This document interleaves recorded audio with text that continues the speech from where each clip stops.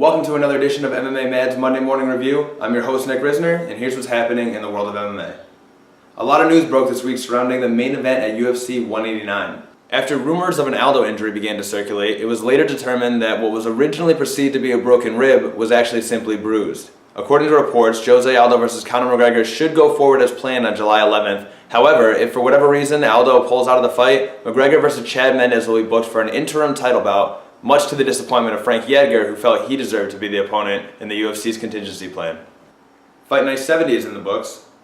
In the main event, Lyoto Machida took on Yoel Romero in an important middleweight bout. After 2.5 rounds, Romero secured a knockout victory with some ruthless ground and pound. That win makes 6 in a row for the Brazilian, who's still undefeated inside the octagon. During a post-fight interview with John Anik, Romero made some headlines with his comments about gay marriage. While the speech was delivered in broken English, it seemed fairly clear that Romero was making a negative statement about the legalization of gay marriage in the United States. He repeatedly asked the crowd, "What happened to the USA?" followed by, "Go for Jesus, not for gay Jesus." He later called the comments a misunderstanding.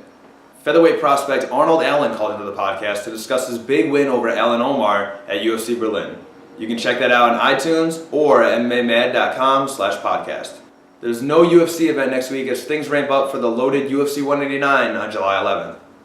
In addition to McGregor vs. Aldo, the card also features a welterweight title fight between Robbie Lawler and Rory McDonald, a rematch of a 2013 fight in which Robbie defeated Rory via split decision. Be sure to check us out on Facebook, Twitter, and YouTube. You can find us over at mmamad.com.